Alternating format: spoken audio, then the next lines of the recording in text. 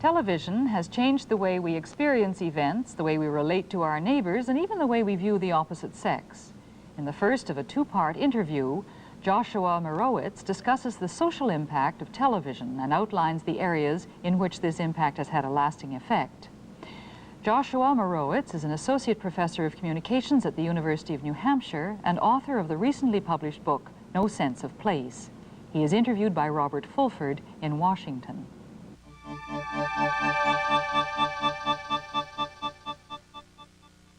In your book, No Sense of Place, you say that because of television's pervasiveness in our society, we must expect a fundamental shift in the way we deal with our environment, in the way we are, in fact. What is that fundamental shift? Well, I think it is that for the first time in human civilization, we no longer live and behave only in physical places. And that is that the more we've come to rely on television and other electronic media, the less there's a relationship between where we are physically and what we know and experience. And because many of our old behaviors were based on being isolated in various places, for example, children being isolated at home and cut off from the adult world, women being cut off from the public male realm, and average citizens being cut off from many things that were going on in the society, including the political realm and the realm of their leaders and authorities, we're seeing now a readjustment of all these behaviors, where we're seeing more adult-like children, women who want to be integrated into the male sphere, and average citizens who want to have more of a say in local and national policymaking. All these changes come about not because of what television says, not because of what someone puts on television and directs us to do, but because of the nature of television? Yes, because television has very little respect for place. No matter where you are, you could be sheltered in a prison cell, or in a nursery, or in a kitchen, or in a ghetto, and yet you tend to experience similar information to people who are in other places and in other social positions. And so we find that people who were once very different in terms of their view and their perspective on society are now jockeying for new position based on what they now know, regardless of where they are. In the early days of television, it was widely assumed and said that television was a neutral medium. You can put anything on it you want. It can be good or it can be bad, but in its effect, it's neutral. It's like a telegraph wire. You don't see it that way? No, I don't see that at all. I think that that's a mistake we often make, that when we adopt a new way of communicating, that it simply matters how we use that. But actually, the new form of communication changes the way the whole game is played. It changes the relationship among people, and it changes the tone, the style, the tenor of interaction over and above the particular messages or things that we communicate via the communication medium. What about people who don't know anything except the television age, of whom there are, I guess, the majority, of course the majority in the Western world today have known only a television world. How does it affect children? How does it affect the development of children? We parents know that children are much more knowing and in some ways more informed than we were at their age. But I think that the thrust of your argument is not only that they pick up a lot of data from television, but they pick up a way of being as well. Yes, I think that this is a good example of what we were just speaking about, and that most of the concern about television and children focuses on a particular type of content. Is television too violent? Is television obscene? Obscene. Is television simply trying to sell products to children in a sort of an unfair way? And I think that what we miss is a much broader change, and that is a whole change in what we mean by childhood. Childhood used to be considered a time of innocence and isolation, and that meant that children were cut off from the larger adult society. And there were many secrets that adults kept from children: birth, sex, death, abortion, suicide, drug abuse, even the fact that adults and parents don't always know what to do with children, that adults have fears and anxieties about what to do with their kids. Those were all secrets that we kept from children, and what television has done is that it parades all of those secrets in front of our children every day. And so we find that children are now more knowing, as you say, and they're aware of all those secrets that we spent several centuries trying to keep hidden from them. And that also, in a way, exposes the old adult conspiracy about what to do with children. It makes it more difficult for adults to pretend that they always know best. And so we find more adult-like children, at the same time more childlike adults, adults who express their fears their anxieties, their frustrations in front of their children. They ask for their children's advice. So we're seeing a merging, a blurring, a blending of childhood and adulthood. It's not so much what children do in imitation or in response to a persuasive message on television, but it's a whole change in what we mean by the children's world and the adult's world. And you attribute that to television rather than to some other social cause such as tremendous affluence. I mean, one thing that happened, I think almost happened independently of television, in fact before television, was the growth of the teenager in the 40s, where suddenly money was pouring into the adolescent pockets, which had never been there throughout history, the pre-adult pockets anyway, and they were being exploited as consumers. And I mean, many people have seen consumerism and children as the reason for the change of childhood. Well, I don't think we can reduce any complex social change to a single variable. I don't think television is the only cause of many of these things, but I think we greatly undervalue this type of effect of television. I think we look for television's effects in the wrong place. It's ironic that we often distinguish ourselves from the beasts in terms of the fact that we communicate, and the beasts don't really communicate in complex ways. And yet we're very resistant to looking at what the effects on our behavior would be from the widespread change in the ways in which we communicate. We're much more likely to look at the effects of physical changes, war, drought, depression, the pill. You know, we look for, they're very, very easy to look at that in a kind of mechanical type of change. But when we look at things such as a change in the structure of the way we communicate, when we lift old veils of secrecy, when we break through barriers, when we remove walls between the rooms that people act to behave. When we say that childhood isn't childhood anymore, those rules are gone, it's something else. It's different from what it was in, say, 1940 or something like that. And I think that that one of the fundamental ways that we construct social behavior patterns is based on limiting access to information. And therefore, when we either get a new way to control information, as when literacy spread through Western Europe, or when we blow away some of the old barriers, as television has done, we're going to see fundamental changes in the way that people behave. And I think that that's a more direct cause of these changes than economics and war and depression and things like that. Well, what about the effect on sexual differentiation? I mean, when people talk today about the reasons why the wave of feminism, the 1960s, early 1970s wave of feminism arose and swept over everything from universities to the steno pool, when they talk about that, they talk about the pill, they talk about certain effects of the Second World War, but they seldom or almost never talk about television. Why do you think it's television? Well, I think that the old behavior patterns, the differences between men and women, depended a lot upon separating the male and female worlds. And we used to believe that there were two separate social spheres. There was a public male realm of rational accomplishments and brutal competitions. And where the men went out and acted. Right, acted and did things and were very instrumental in causing change. And then there was the private female sphere of home, intuition, child-rearing, emotion. And that was supported by the spread of the Industrial Revolution, where the home was separated from the workplace, and men and women lived in different worlds in a way. It was also spread by the spread of, it was also enhanced by the spread of literacy, because men tried to hoard literate skills for themselves and often told women that they didn't need to learn anything beyond what it would take to be good mothers and wives. But television tends to break down the differences between the male world and the female world. Now, how does it do that? Well, if you look at television close-ups reveal the private and emotional side, even of public figures and public events, just as most public events now have become private experiences that we see in our living rooms and kitchens. And so television tends to blur the difference between male and female experience. It tends to expose women to all those realms of the culture that they were once told were none of their affair and should know nothing about: politics, business, sports, war, international diplomacy, hostage crises.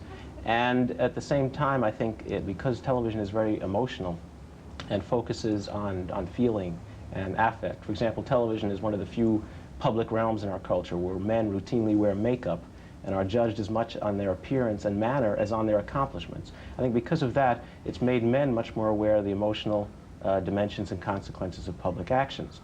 And I think that while feminists have tended to attack television as a terribly sexist medium, which I think it is in its content and has been, I think they miss this change in what women experience. There's nothing more frustrating than watching every day adventures and activities and excitement that you are told are reserved for someone else. And I think that's what television has done for many women. It's made them much more aware of their isolation. It's made them, along with many other minorities, aware of a larger world from which they feel unfairly isolated. And I think there's a natural tendency then to want to integrate the public male realm that's exposed on television. The women can say, I know as much about public affairs now as my husband does, or my father, because I experience it the same way he does. Whereas 40 or 50, 60 years ago, he went out into the world and knew men of affairs and so on, and understood it in a way she didn't. Right, had first-hand experience.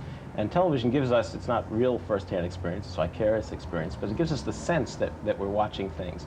When you see a war in Lebanon, you can be isolated in the kitchen, and yet you have a sense that you've seen it.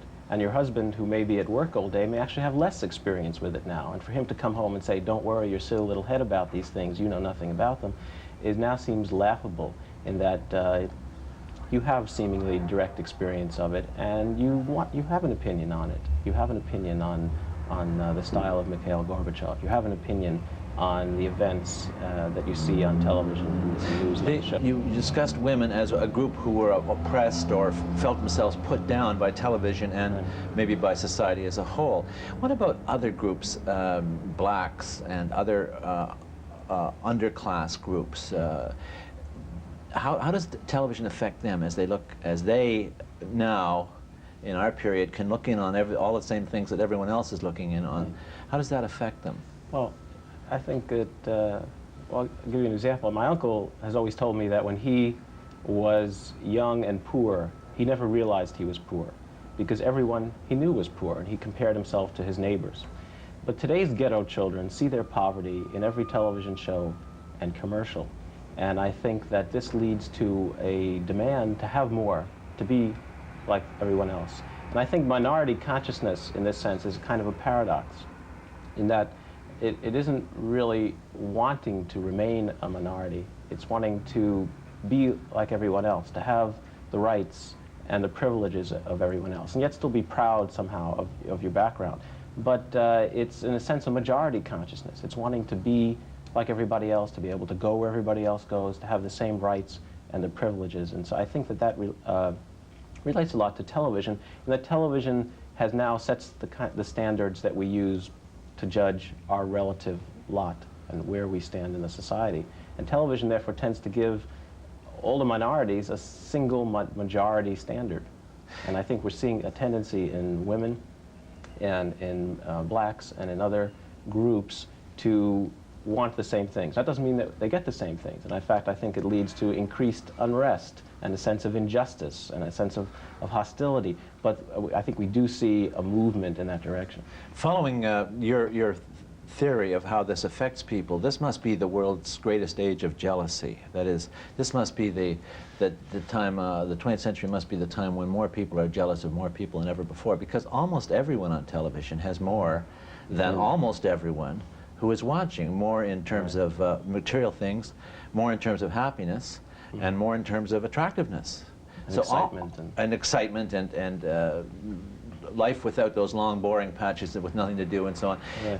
They have almost everything that people want, those people on television have, or that a lot of people want. Or somebody has it.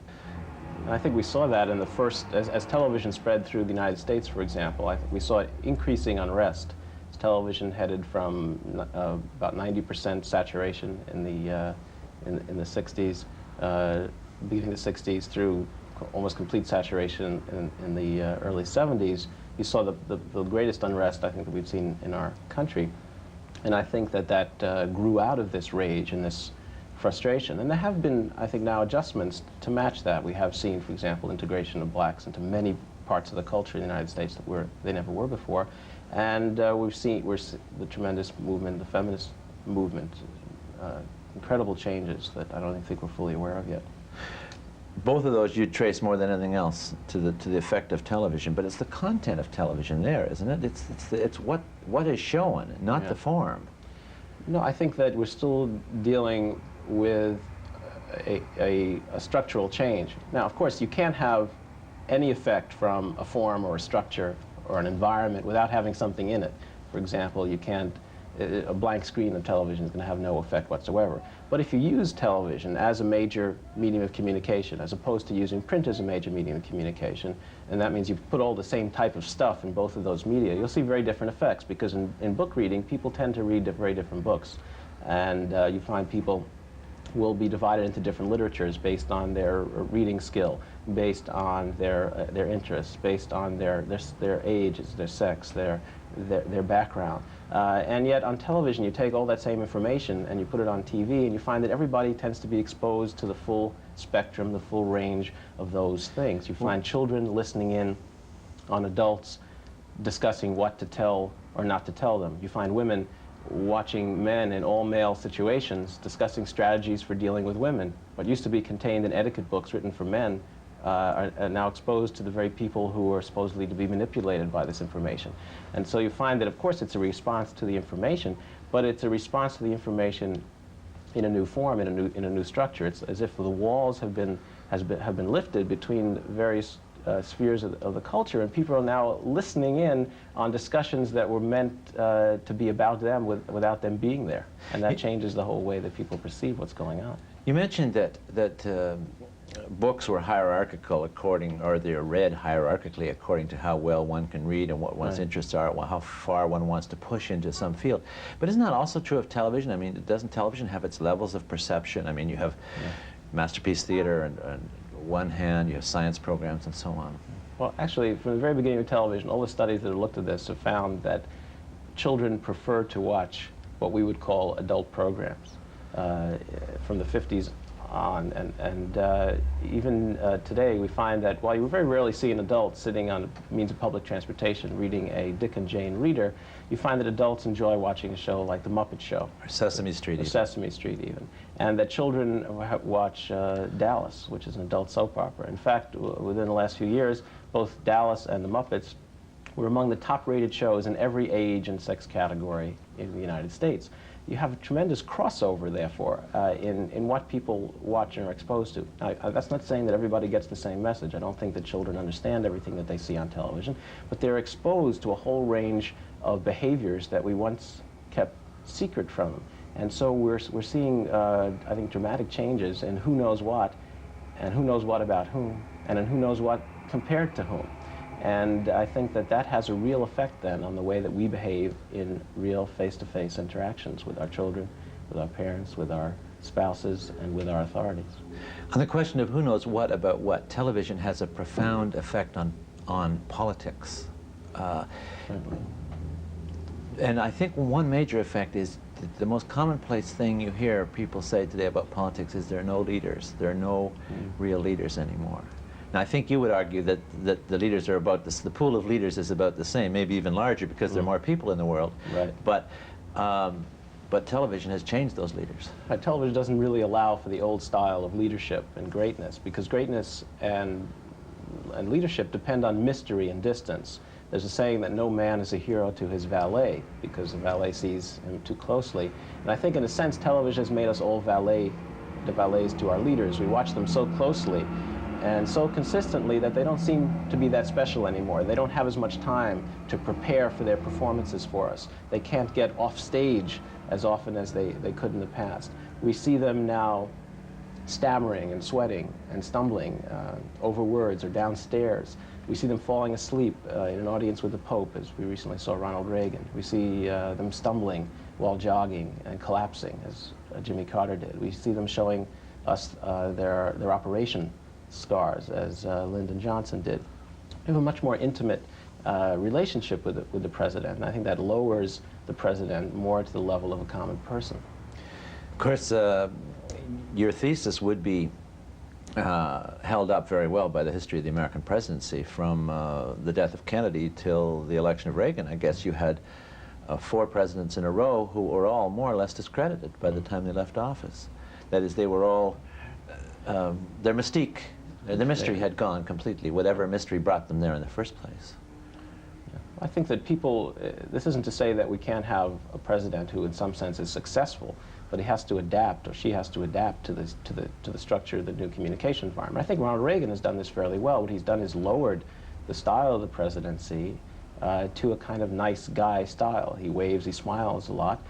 People like him, they personally like him. But you don't find that he has the awe in their eyes that we think of when we think of Jefferson and Lincoln and Washington. And part of that is because in order to maintain the awe for old presidents, we had to invent things. We had to make up stories about George Washington never telling a lie and cutting down the cherry tree, about Lincoln studying in his, by the firelight in a log cabin. We had to make up stuff because we didn't know that much about presidents.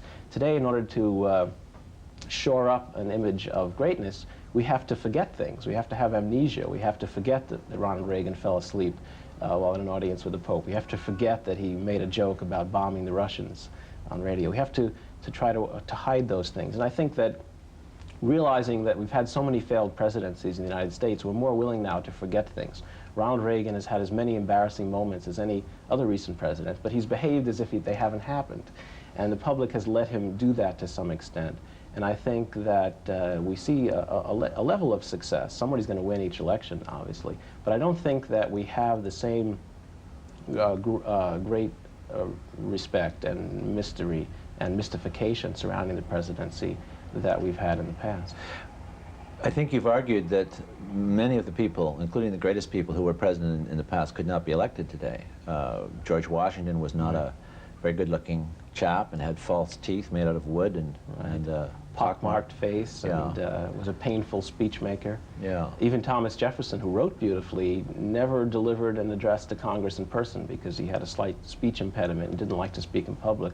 And he would send his messages to Congress to be read by a clerk. You couldn't have Jefferson today. He couldn't give a press conference. No, he could be a writer. He could work for Ronald Reagan as a speechwriter. Right, but that would be presumably the highest he would go, or it might be, of course, he could be a political theorist in a university, many of those things, but he couldn't be the President of the United States. It would be very unlikely unless he could make some changes. He was also voted the homeliest scholar at William and Mary College.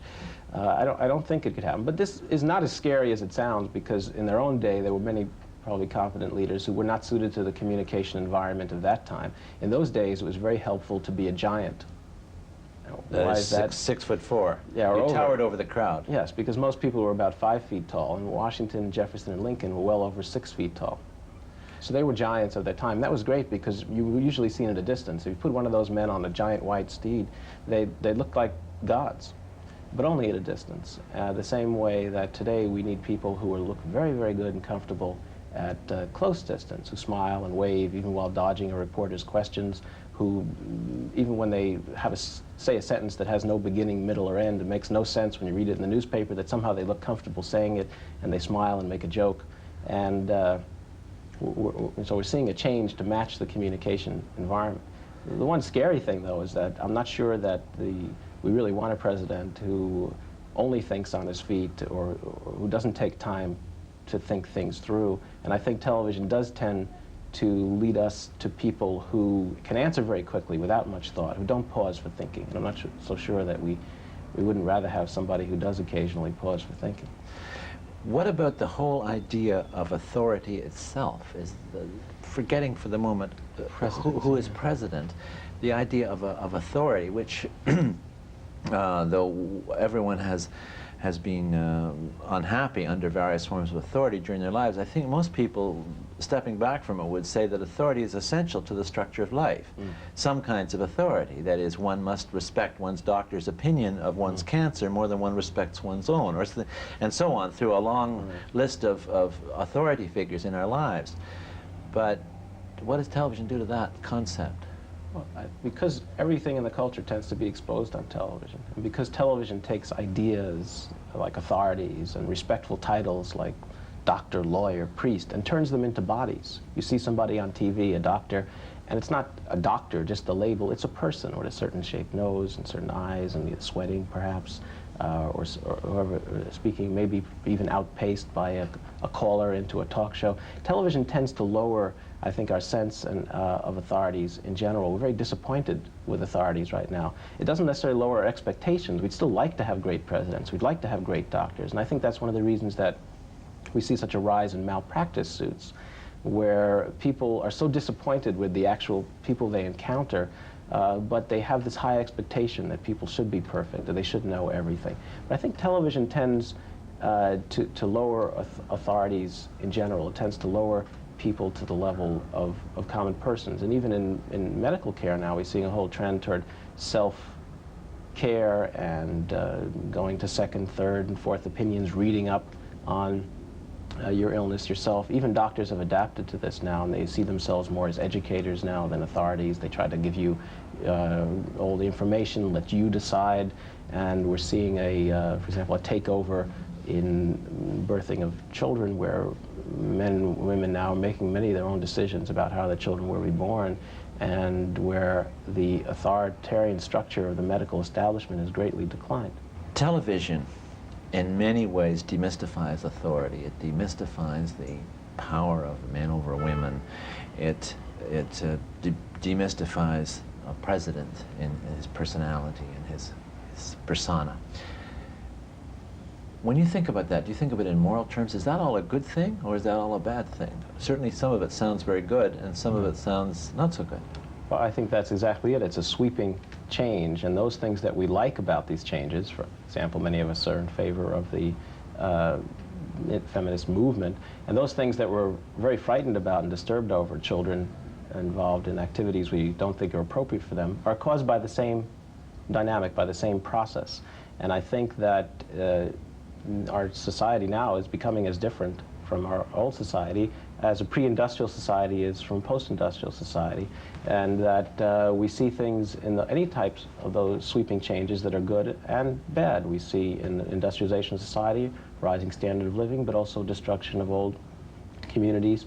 We see changes, an increase in alienation, industrialization of society, and also an increase in progress. So those things tend to come at the same time. And I think we can't reduce the effects of television simply to is this good or is this bad. It's almost like a change in culture. It's almost like saying, is Italy better than France? We're changing within our own Western culture to a different form of interacting with each other. And that brings with it many sweeping changes, some of which are good and some of which are bad, but most of which we find somewhat disruptive and frightening, because it requires us to adjust the way we interact with each other, the way our institutions, from this family to the school to the political structures, operate.